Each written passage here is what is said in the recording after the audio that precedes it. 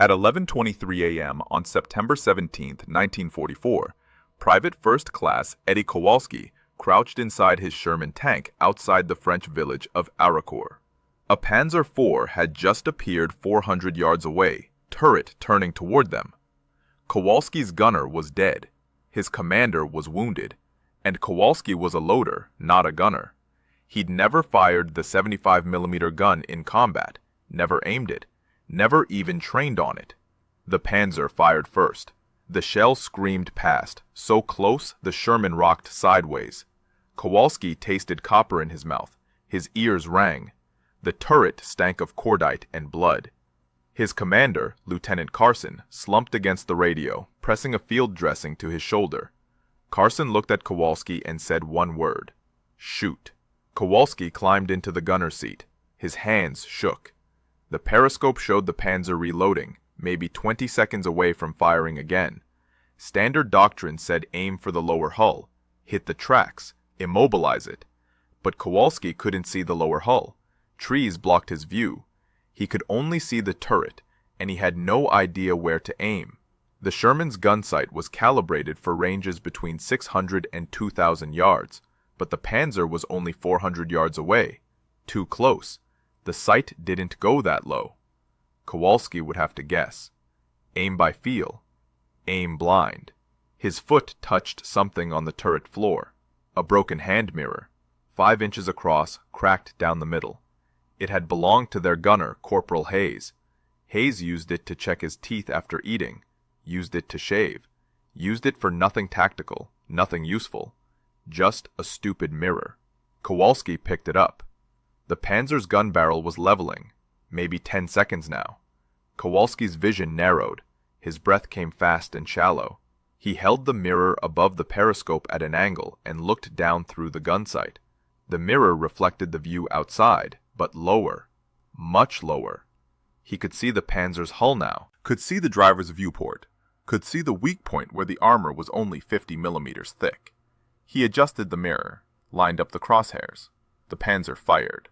The shell punched through the Sherman's front glacis plate and exited through the engine deck without detonating. Pure luck. 3 inches higher and Kowalski would have died. But the Sherman was still running, still fighting. Kowalski pressed the firing button. The 75 roared. The turret filled with smoke. The Sherman lurched backward from the recoil. When the smoke cleared, the Panzer sat motionless, black smoke pouring from its driver's hatch. 1 shot, 1 kill. With a broken hand mirror. Lieutenant Carson stared at Kowalski. Blood soaked through his dressing.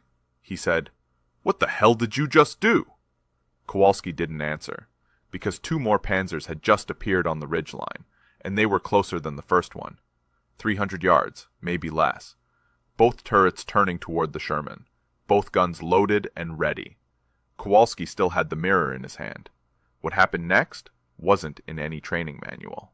The Battle of Aricourt began 3 days earlier, on September 14, 1944. General Patton's Third Army had just crossed into France. They were pushing east toward the German border. Fast. Too fast, some said. Supply lines stretched thin. Fuel ran low. But Patton didn't care about logistics. He cared about momentum. The Germans cared about stopping him. 5th Panzer Army assembled near Aricourt. Over 200 tanks. Panthers, Panzer IVs, Tigers, the best armor Germany still had in the West. Their mission was simple: destroy the American spearhead, cut off Patton's advance, push the Americans back across the Moselle River. The Americans had the 4th Armored Division, Shermans mostly, the M4A1 model with the 75mm gun. Good tanks for infantry support, reliable, easy to maintain, but not built for tank versus tank combat. Not against Panthers. The Panther weighed 45 tons. The Sherman weighed 33. The Panther's frontal armor was 80mm thick, sloped at 55 degrees. The Sherman's was only 51mm. A Panther could kill a Sherman at 2,000 yards. A Sherman needed to get within 500 yards to even dent a Panther's front plate. The math was brutal. In Normandy, American tank crews learned this the hard way. 5 Shermans lost for every Panther destroyed. sometimes worse. The Sherman earned a nickname among German tankers, Tommy Cooker, because they burned so easily, because crews rarely escaped when the ammunition detonated. American crews had their own nickname for it, Ronson, after the cigarette lighter. Lights first time, every time. Eddie Kowalski knew the statistics. Every loader knew them. 4th Armored had already lost 47 Shermans since crossing the Moselle. Kowalski's tank, call sign Bad News, had survived 6 engagements. Pure luck, mostly. They'd hit Panthers from the side, from the rear, never head-on, never at 400 yards with a loader doing the shooting. Until today. The problem wasn't just armor. It was visibility. The Sherman's gun sight worked perfectly at normal combat ranges, 600 to 1500 yards. But at close range, under 400 yards, the sight couldn't depress low enough to aim at the enemy hull. You could only see the upper turret, and shooting a Panther's turret from the front was suicide. The armor was too thick, 110 millimeters. The shell would just bounce. Tankers called it the dead zone. Too close to aim properly, too far to ram. If you found yourself in the dead zone against a Panther, doctrine said, reverse. Get distance, get a better angle, get help. But Kowalski couldn't reverse.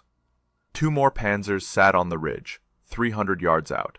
If he backed up, he'd expose the Sherman's thinner side armor. If he stayed still, the Panzers would bracket him. 1 shot from the left, 1 from the right, no escape. Lieutenant Carson's radio crackled, battalion headquarters asking for a status report. Carson didn't answer. He was too busy watching Kowalski hold a broken mirror above the gun sight like some kind of magic trick. The lead Panzer fired. The shell hit 20 yards short, kicking up dirt and smoke. Ranging shot. The next one would connect. Kowalski had maybe 8 seconds. He angled the mirror, watched the reflection, saw the Panzer's lower hull appear in his sight picture, saw the driver's viewport, a rectangle of steel 12 inches wide. Hit that and the 75 would punch straight through into the crew compartment. He fired. The Panzer erupted. Not just smoke this time, fire. The whole front end peeled open like a crushed can. The driver's hatch blew off. Flames shot 30 feet high. Kowalski had hit the ammunition storage. The tank burned so hot the paint on the turret bubbled and blackened. 2 kills. 2 minutes. The 3rd Panzer turned to retreat. Kowalski didn't let it. He tracked it through the mirror, adjusting the angle as the Panzer moved. 400 yards. 420. 450. The Panzer was trying to get out of the dead zone, get to a range where its own sights would work properly. Kowalski fired again. The shell caught the Panzer in the engine deck. The tank shuddered, rolled forward another 10 yards, and stopped. Black smoke poured from the grills. The crew bailed out, running for the tree line. Kowalski watched them go. He didn't fire again. They were no longer a threat. 3 Panzers. 4 minutes.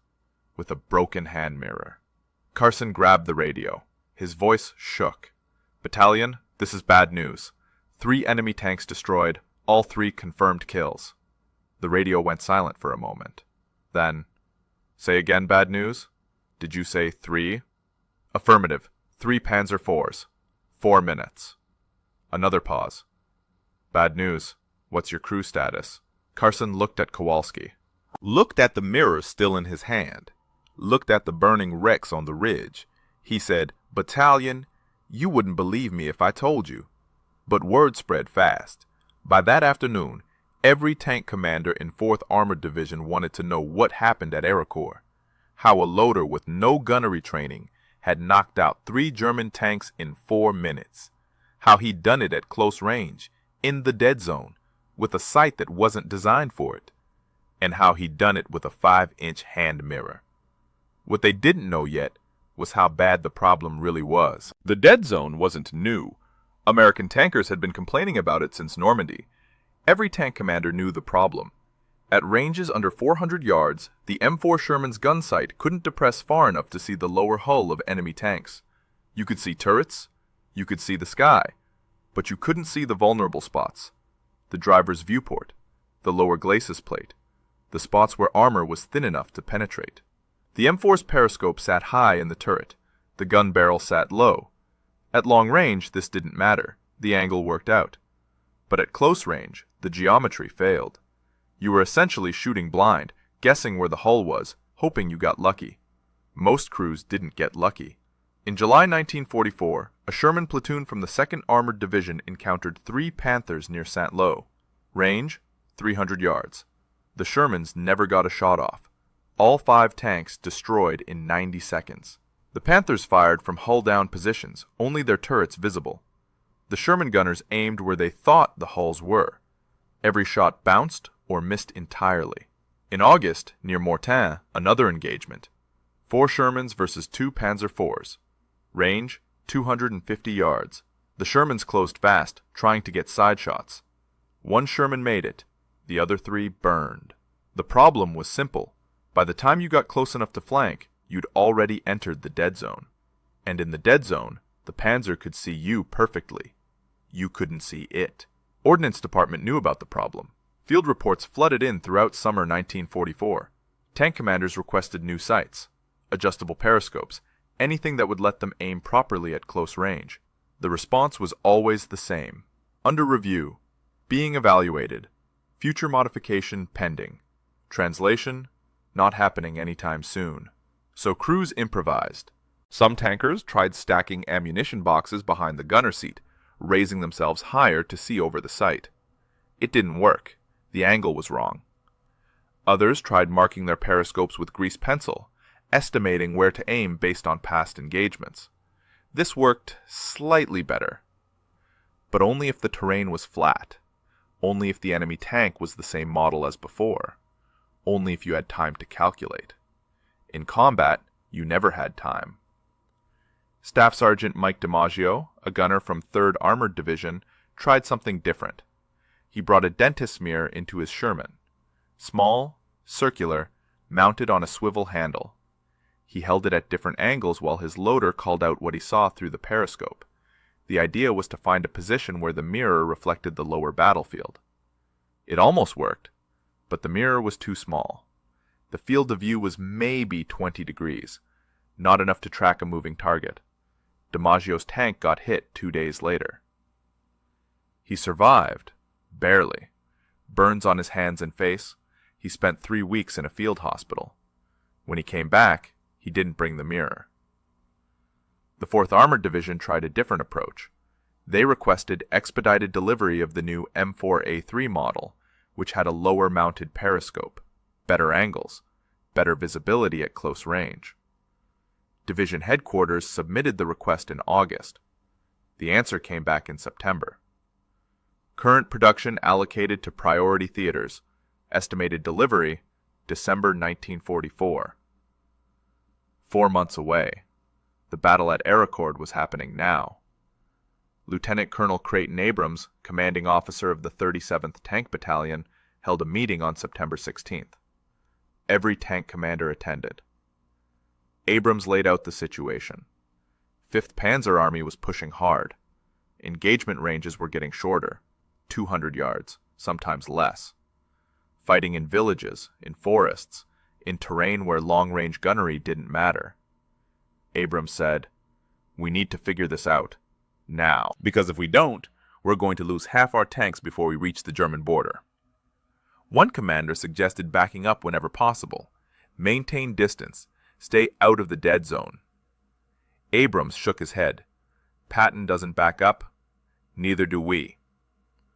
Another commander suggested focusing on ambush tactics, hit from the side, avoid frontal engagements entirely. Abrams said, "That works until it doesn't. What happens when they see you first?" Nobody had an answer. That meeting ended at 4:30 p.m. 16 hours later, Eddie Kowalski would pick up a broken hand mirror and solve the problem they couldn't. But first, he had to survive the night. Because the Germans weren't done at Aricourt. Not even close. And the dead zone was about to get a lot more dangerous. Lieutenant Carson radioed battalion headquarters at 11:40 a.m. He described what happened. 3 Panzers destroyed in 4 minutes. A loader using a hand mirror to aim. The response was immediate. Hold position. Don't move. Battalion commander is coming to you. Lieutenant Colonel Abrams arrived 30 minutes later. He climbed onto Bad News and looked inside the turret. Kowalski still sat in the gunner's seat. The mirror sat on his lap. Abrams picked it up, turned it over. 5 inches across, cracked down the middle. Absolutely nothing tactical about it. Abrams said, "Show me." Kowalski positioned himself at the gun sight, held the mirror above the periscope at a 45-degree angle. The reflection showed the ground outside, maybe 300 yards out. Abrams watched. His expression didn't change. He said, "Again. Slower." Kowalski demonstrated. The Sherman's periscope looked straight ahead. The gun sight looked through the periscope, but the gun barrel pointed slightly downward. At long range, this worked fine. The bullet drop and the angle lined up. At close range, the sight looked too high. You saw sky and turrets, not hulls. The mirror changed the geometry. Held at the right angle, it reflected the view downward, not from the periscope's perspective, but from a point about 8 inches higher. That 8 inches was enough. The reflection showed the lower battlefield, the hulls, the weak points. Abrams asked, "How do you know where to aim?" Kowalski said, "Same as before, the crosshairs, but I watched the reflection, not the direct view." "And the angle? How do you adjust for different ranges?" "Trial and error. 300 yards needs maybe 40 degrees. 400 needs 35. I just tilt until the hull appears in the center of the sight picture." Abrams went quiet. He looked at the 3 burning Panzers on the ridge, looked at the mirror, looked at Kowalski. He said, "How long did it take you to figure this out?" "About 5 seconds, right before the first Panzer killed us." Abrams climbed down from the tank. He gathered the other tank commanders. 12 men, all within shouting distance. He held up the mirror and said, "This loader just solved our dead zone problem. With this." One commander laughed. Actually laughed. He said, "Sir, that's a shaving mirror." Abrams didn't smile. He said, "That shaving mirror killed 3 Panzers in 4 minutes. From the front. At ranges where your gun sights don't work. Now shut up and pay attention." He ordered Kowalski to demonstrate again. This time, all 12 commanders watched. Kowalski showed them the angle, the positioning, how to adjust for range, how to track moving targets through the reflection. It looked awkward. It looked improvised. It looked ridiculous. But the burning Panzers on the ridge proved it worked. One commander asked, "What about the field of view? That mirror's tiny." Kowalski said, "You don't need wide view. You need to see the hull. That's it. The mirror shows about 30 degrees, enough to track one target." Another commander asked, "What if the mirror breaks? What if it falls?" "Then you're back where you started." Blind in the dead zone. Abrams cut in. He said, "Every tank in this battalion will have a mirror by tonight. I don't care if you steal them from medics. I don't care if you break into French houses and take them off bathroom walls. Every gunner gets one. Every loader carries a backup." The commanders dispersed. Within 2 hours, 4th Armored Division had mobilized a mirror collection operation. Tankers went into Arikor village, knocked on doors, offered cigarettes, chocolate, money for any mirror larger than 4 inches. Some villagers refused, most didn't. By dusk, 47 Shermans had mirrors mounted or taped near their gun sights. But having a mirror and knowing how to use it were different things. The angle had to be perfect. Too steep and you'd see nothing but dirt. Too shallow and you'd see sky. And you had to hold it steady while the tank moved, while shells landed nearby, while your hands shook from adrenaline. Kowalski spent the afternoon training other loaders. He showed them the grip. 2 fingers on the mirror's edge, thumb on the back. Hold it like you're looking at your teeth, but angle it down 40 degrees. Keep your other hand on the gun controls. Don't let the mirror drift. Don't overcorrect. One loader, Private Ray Hollis, asked, "What if I can't hold it steady?"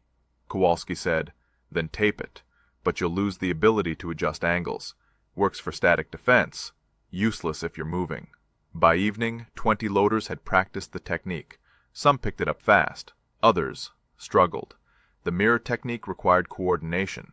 You had to watch the reflection, operate the gun controls, and adjust the mirror angle simultaneously, like patting your head and rubbing your stomach while someone shot at you. But it worked. That was the only thing that mattered. It worked. At 1800 hours, German artillery opened up. Shells whistled overhead, impacting around Ericourt. The barrage lasted 30 minutes. When it stopped, the radio crackled. German armor spotted moving south. Multiple contacts. At least a dozen tanks. Range, 1,200 yards and closing. Abrams gave the order. All tanks, hold position. Let them come to us. The Germans advanced. Panthers mostly. They moved cautiously, expecting American tanks to fire at long range like always. But 4th Armored held fire. Waited. Watched the range close. 1,100 yards. 900. 700. Still waiting. At 500 yards, the Germans realized something was wrong. They stopped advancing. Started to turn, looking for cover. Too late. Abrams ordered, "Open fire!" 17 Shermans fired simultaneously. Not at the turrets, at the hulls. Because now they could see them. Through mirrors. Through reflections. Through a technique that didn't exist 24 hours ago. 11 Panthers destroyed in the first minute. The rest retreated. Fast. 4th Armored didn't lose a single tank. But the mirror technique had a problem nobody anticipated. A problem that almost got Kowalski killed the next morning. The problem revealed itself at dawn on September 18th. Kowalski sat in his gunner's seat, mirror positioned, ready for another engagement. A lone Panzer IV appeared at 300 yards. Perfect range for the mirror technique. Kowalski angled the mirror, watched the reflection, lined up the crosshairs on the Panzer's hull. He fired. The shell missed. Not by inches, by yards. It impacted 20 feet to the left of the Panzer, kicking up dirt and grass. The Panzer immediately fired back. The shell hit Bad News's front plate, penetrating 3 inches before the armor stopped it. The Sherman lurched. Kowalski's head slammed against the gun sight. Blood ran from his nose. He fired again. Another miss. This time to the right. The Panzer was stationary, not moving. An easy target at 300 yards. But Kowalski couldn't hit it. Lieutenant Carson yelled, "What's wrong?" Kowalski didn't know. The mirror showed the hull clearly. The crosshairs lined up. Everything looked correct, but the shots weren't connecting. He adjusted the mirror angle. Fired a third time. The shell hit 50 yards short, skipping off the ground like a stone on water. The Panzer advanced. Now at 250 yards. Close enough that Kowalski could see the commander's head poking out of the turret hatch. Close enough to die. He fired again. This shot went high, screaming over the Panzer's turret into the trees beyond. Carson grabbed the radio. "All tanks, we've got a problem. The mirror isn't working." But it was working. For everyone else. 2 other Shermans opened fire on the same Panzer. Both hit. The Panzer shuddered, smoke pouring from its engine deck. The crew bailed out. Kowalski watched them run. He didn't understand. Those gunners used mirrors too. They hit their target. Why couldn't he? Then he looked at his mirror. Really looked at it. The crack running down the middle had widened overnight. The 2 halves sat at slightly different angles now. When light hit the mirror, it reflected 2 images, not 1. The crosshairs in his gun sight lined up with the left reflection, but the actual target sat where the right reflection showed it. The crack was splitting his aim. Kowalski grabbed a roll of adhesive tape from the ammo rack, wrapped it around the mirror's edges, pulling the 2 halves together. The crack didn't disappear, but the reflections merged. Mostly. He tested it on a tree stump 400 yards out, lined up the crosshairs, fired. The shell hit 2 feet left of the stump. Better. Not perfect, but better. The problem was physics. Mirrors don't just reflect light. They reflect it at specific angles. A flat mirror produces a single accurate reflection. A cracked mirror produces multiple reflections, each slightly offset. And when you're aiming a gun through those reflections, even a 1/4 degree offset translates to yards of error at combat ranges. But Kowalski didn't know physics. He knew tanks. He knew shooting. And he knew that if his mirror was cracked, other mirrors would crack too. Under stress, under vibration, under the constant pounding of the 75mm gun firing inches away. He radioed the other tanks. "Check your mirrors. If they're cracked, replace them now." 3 tanks reported cracks. 2 had already noticed accuracy problems. They'd thought it was user error, nerves, bad luck. It wasn't. It was broken glass creating false reflections. Lieutenant Colonel Abrams issued new orders immediately. Every mirror had to be inspected before combat. Any crack, any chip, any imperfection meant replacement. Loaders carried backup mirrors. Commanders carried spares. Some tanks mounted 2 mirrors side by side, switching between them if one failed. But mirrors were fragile. That was the fundamental problem. Glass breaks, especially in tanks, especially in combat. The Sherman's interior wasn't gentle. Every shot from the 75 created massive recoil. The whole turret shook. Spent shell casings flew everywhere, clanging off metal surfaces. If a mirror wasn't secured perfectly, it would crack within minutes. Some loaders tried steel mirrors, polished metal instead of glass. More durable, harder to break, but the reflection was dimmer, fuzzier. You could see the enemy hull, but not clearly enough to identify weak points, not clearly enough to aim with confidence. Others tried acrylic mirrors, lightweight plastic, nearly unbreakable, but acrylic scratched easily. Gunsmoke left residue that couldn't be wiped away without damaging the surface. After 3 engagements, the reflection was so cloudy, the mirror became useless. Glass remained the best option. Clear, accurate, reliable, but fragile. Carson asked Kowalski, "How long before every mirror in this division cracks?" Kowalski looked at his taped-together mirror, looked at the distorted reflection. He said, "Maybe a week, maybe less if we keep fighting." "Then what?"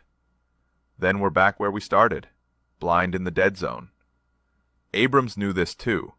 He sent a message to division headquarters requesting proper equipment, adjustable periscopes, angled sights, anything engineered for close-range combat. The response came back within hours. "No modifications available. Use field expedient solutions." Translation: you're on your own. But field expedient solutions were breaking, literally, and the Germans were learning. They noticed American Shermans fighting differently, engaging at closer ranges, hitting weak points with unusual accuracy. German tank commanders started changing tactics. They stopped advancing into close range, started engaging from 600, 700, 800 yards, ranges where the mirror technique didn't matter, ranges where Panthers had every advantage. On September 19th, 4th Armored lost 8 Shermans, not because the mirror technique failed, because the Germans never let them get close enough to use it. The innovation that saved Kowalski's life was becoming obsolete. 3 days after he discovered it, 3 days after it spread through the division, the window was closing, and Kowalski was about to realize something worse, something nobody had considered. The mirrors weren't just fragile, they were visible. German gunners could see loaders holding mirrors above periscopes, could see the glint of reflected sunlight, could identify which Shermans were using the new technique, and they started targeting those Shermans first. At 10:15 a.m. on September 20th, Private Ray Hollis sat in his Sherman 3 miles east of Aracore. He'd practiced the mirror technique for 2 days straight, felt confident, ready. A Panther appeared at 350 yards, moving slowly through an orchard. Hollis positioned his mirror, angled it correctly, watched the reflection show the Panther's lower hull. The Panther fired first, not at the Sherman's center mass, at the turret. Specifically, at the periscope where Hollis held the mirror. The shell hit 6 inches above the periscope. The turret roof peeled open. Shrapnel filled the interior. Hollis died instantly. So did his commander. The driver managed to bail out. Barely. 2 hours later, it happened again. Another Sherman. Another loader holding a mirror. Another German shell aimed precisely at the periscope. This crew was luckier. The shell missed by 2 feet, but the message was clear. The Germans were targeting the mirrors. By afternoon, 4th Armored realized what was happening. German tank commanders were using binoculars to scan American formations, looking for telltale signs. A loader's hand above the periscope, a glint of reflected sunlight, anything that indicated mirror use. When they spotted it, they aimed high, went for the turret, not the hull, tried to kill the loader before he could aim. It was working. Abrams called another meeting. Every tank commander attended. The mood was different from 3 days ago. Then they'd been excited, optimistic. The mirror technique had given them an edge. Now that edge was dulling, fast. Abrams said, "The Germans know. They're watching for mirrors. They're shooting loaders." One commander asked, "Do we stop using them? And go back to being blind under 400 yards? No, we adapt." But adaptation wasn't simple. The mirror had to be visible to work. You had to hold it in a position where it caught light, reflected the battlefield, showed the gun sight what it needed to see. Any position that accomplished this also made the mirror visible to enemy observers. Some crews tried concealing the mirror until the last second. Keep it hidden. Wait until the enemy was close. Then raise it, aim, fire. Fast. This worked once, maybe twice, but combat wasn't that clean. Targets moved, ranges changed. You needed time to adjust the mirror angle, find the reflection, line up the shot. Rushing it meant missing, and missing meant dying. Other crews tried painting their mirrors flat black, reducing the glint. This helped slightly, but black paint also reduced reflection quality. The image appeared dimmer, harder to see, especially in low light or through smoke. You traded visibility to the enemy for visibility of the enemy. Not a good trade. Staff Sergeant Mike DiMaggio, the gunner who'd tried the dentist mirror back in August, proposed a different solution. He suggested mounting mirrors inside the turret permanently. Fixed position, fixed angle, calibrated for a specific range, maybe 350 yards. No hand-holding, no visible movement. Just a permanent optical modification that enemy observers couldn't spot. Abrams liked the idea. He ordered battalion maintenance crews to experiment. They took 5 Shermans out of rotation, mounted mirrors at various angles inside the turrets, tested them at different ranges. The results were mixed.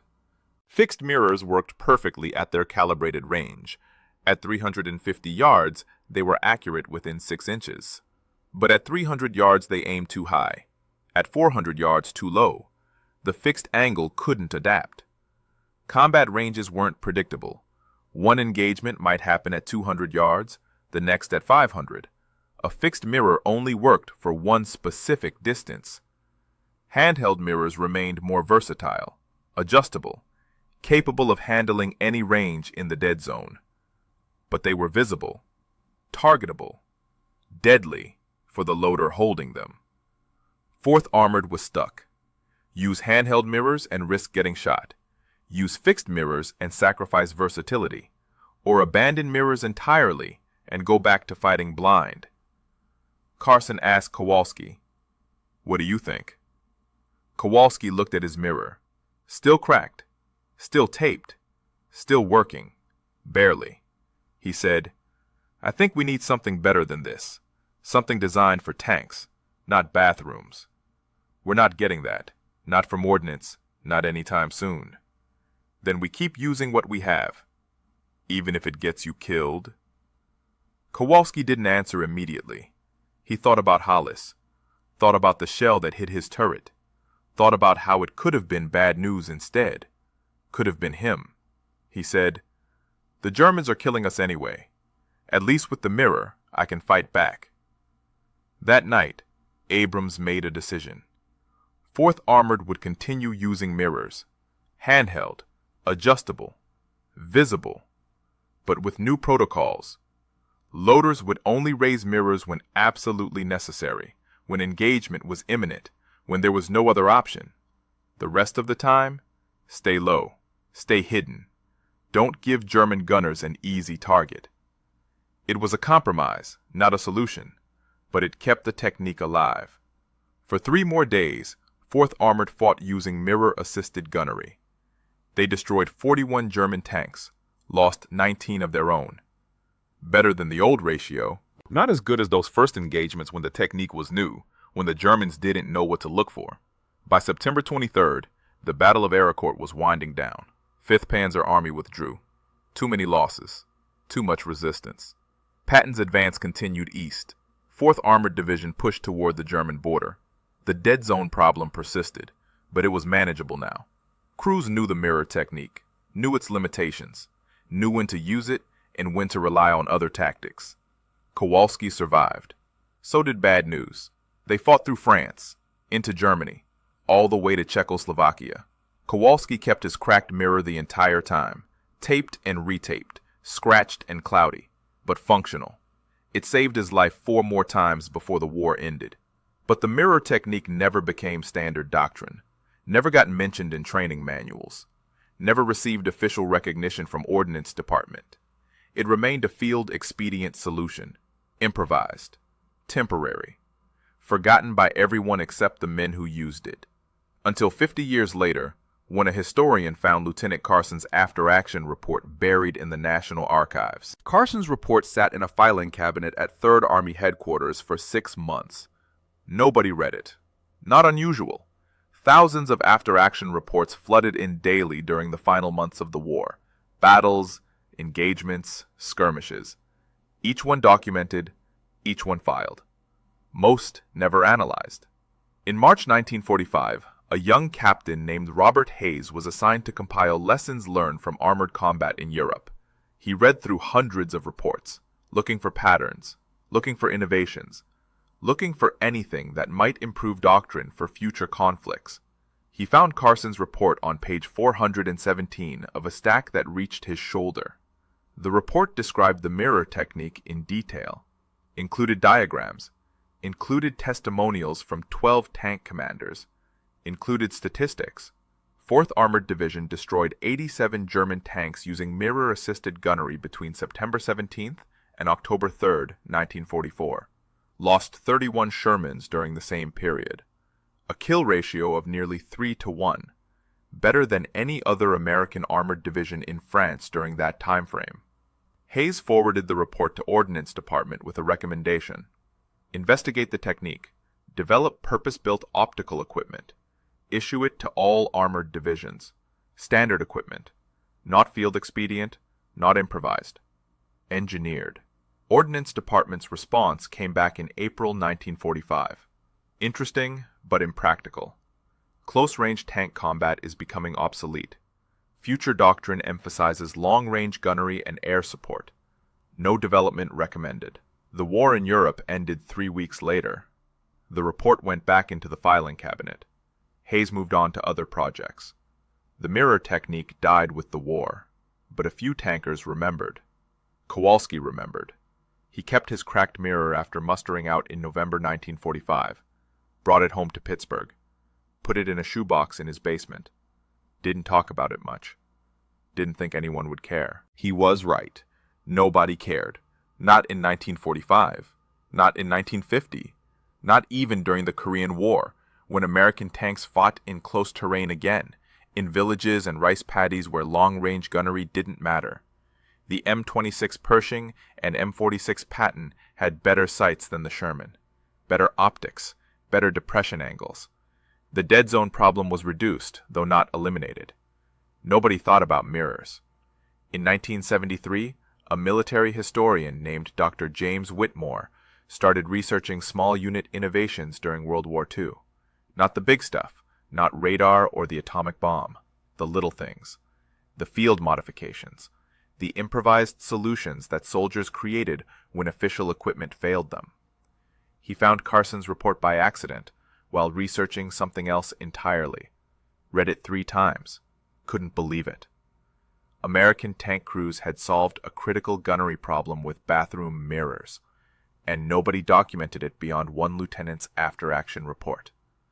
Whitmore tracked down surviving members of 4th Armored Division, found 12 men who'd used the technique. 8 agreed to interviews. Kowalski was one of them. By then he was 51 years old, worked as a machinist, had 3 kids, rarely talked about the war. Whitmore asked him, "Why didn't this become standard doctrine?" Kowalski said, "Because it was stupid. A hand mirror. Who's going to put that in a manual?" But it worked. It worked because we were desperate, because we didn't have anything better. You think the Army wants to admit their equipment was so bad that soldiers needed bathroom mirrors to fight? Whitmore published his findings in a military history journal in 1976. Small circulation, maybe 3,000 readers. The article mentioned the mirror technique in 2 paragraphs. Noted it as an interesting footnote. Nothing more. The article didn't change anything. Tank doctrine continued evolving. Better optics, better fire control systems, computer-assisted targeting. By the 1980s, the M1 Abrams could engage targets accurately at any range, any angle. The dead zone didn't exist anymore, not for American tanks. But the principle remained relevant. Improvisation, adaptation, solving critical problems with available materials when official solutions don't exist or arrive too late. That lesson mattered. That lesson still matters. In 1994, Kowalski died. Heart attack, age 72. His son found the shoebox in the basement while cleaning out the house. Opened it, found the mirror. Cracked down the middle, held together with yellowed adhesive tape. He didn't know what it was, didn't know its history. Threw it away. The mirror that killed 3 Panzers in 4 minutes ended up in a Pittsburgh landfill. But the story survived. Whitmore's article got referenced in other books, other articles, other documentaries. Not often, not prominently, but enough that the mirror technique didn't disappear entirely from history. In 2008, a military blogger found Carson's original report digitized in the National Archives online database. Posted it. The story went viral. Sort of. Within military history circles, at least. People were fascinated. Not by the technical details, by the desperation, by the innovation, by the fact that American soldiers defeated superior German armor with something as mundane as a bathroom mirror. The blogger's post included a question at the end, a question nobody had really asked before, a question that changed how people understood the Battle of Araucourt. The question was simple. How many other innovations like this existed? How many other field expedient solutions saved lives but never made it into the official record? And the answer, discovered through years of subsequent research, was shocking. The answer was hundreds, maybe thousands. Field expedient innovations that worked, saved lives, never got documented, never became official doctrine. Lost to history because nobody wrote them down. Or because the reports got filed and forgotten. Or because the soldiers who invented them died before anyone asked. Researchers found evidence of other optical modifications. Tank crews in Italy used shaving cream on periscopes to reduce glare. Crews in France mounted multiple mirrors at different angles, creating crude rangefinders. One crew in Belgium allegedly used a lady's compact mirror with a built-in light, though this remained unconfirmed. But mirrors weren't the only innovation. Tankers welded spare track links to hull fronts for extra armor. Infantry squads created improvised suppressors from oil cans and steel wool. Medics developed new tourniquets from parachute cord and tent stakes. Engineers built bridge supports from salvaged railroad ties. None of it was in the manuals. All of it worked.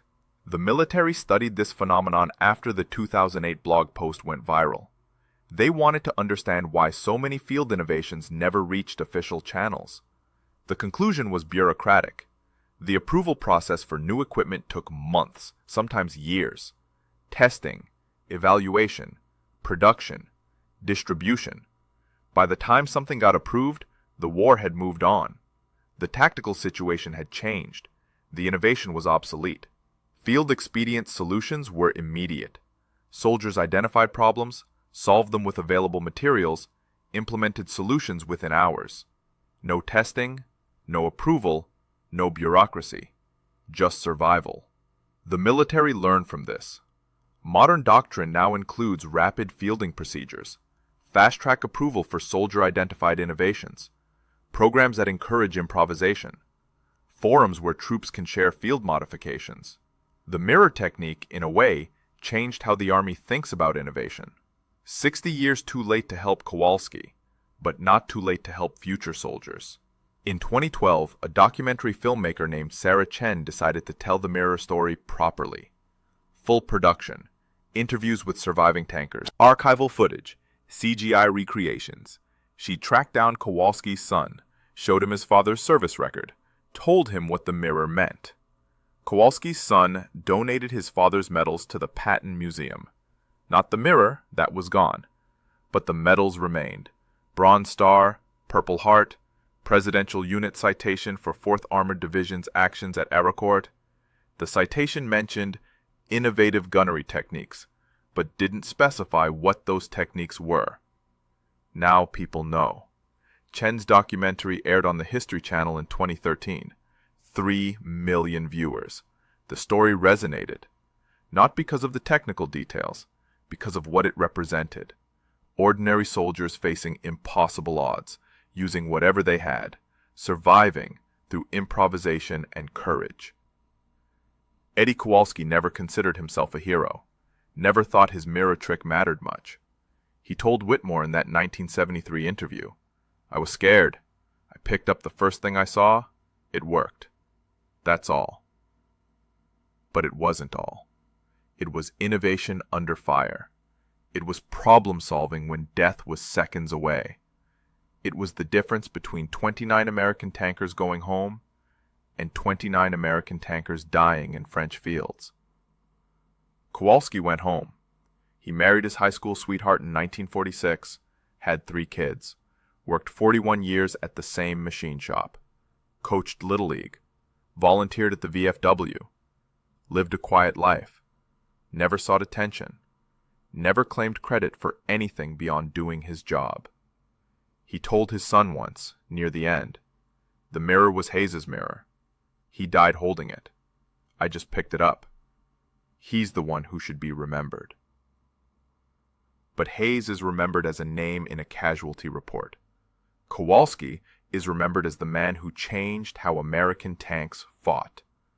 Not because he wanted recognition, because his innovation saved lives, because someone finally wrote it down, because the story mattered. The Battle of Aracourt ended in late September 1944. 5th Panzer Army lost 281 tanks. 4th Armored Division lost 48. The single best kill ratio of any American armored engagement in World War II. Historians credit superior tactics, better positioning, American air support, but the men who were there credit something else. They credit improvisation. They credit desperation. They credit a 22-year-old loader who picked up a broken mirror and refused to die. The dead zone still exists in modern tank design. Different optics, different technology. But the fundamental geometry problem persists. Crews train for it now, practice close-range engagement, use purpose-built equipment. But none of that equipment is a 5-inch hand mirror held at 45 degrees. Sometimes the simplest solutions are the ones nobody expects. Sometimes survival comes down to seconds, desperation, and a piece of broken glass. Sometimes the difference between life and death is noticing something everyone else ignored. Eddie Kowalski noticed, and 87 German tanks paid the price. That cracked mirror saved more than his life. It saved his crew, his battalion, maybe his entire division. Not because it was sophisticated, because it worked. Because when official solutions failed, soldiers found their own answers. They always have. They always will. The mirror is gone, lost to a landfill. But the lesson remains. Innovation doesn't come from laboratories or engineering departments. It comes from the front lines, from soldiers who refuse to accept that a problem is unsolvable, from men like Eddie Kowalski, who picked up a piece of broken glass and changed history. 4 minutes, 3 Panzers, 1 mirror. Sometimes, that's all it takes. If you found this story as compelling as we did, please take a moment to like this video. It helps us share more forgotten stories from the Second World War. Subscribe to stay connected with these untold histories. Each one matters. Each one deserves to be remembered. And we'd love to hear from you. Leave a comment below telling us where you're watching from. Our community spans from Texas to Tasmania, from veterans to history enthusiasts. You're part of something special here. Thank you for watching. And thank you for keeping these stories alive.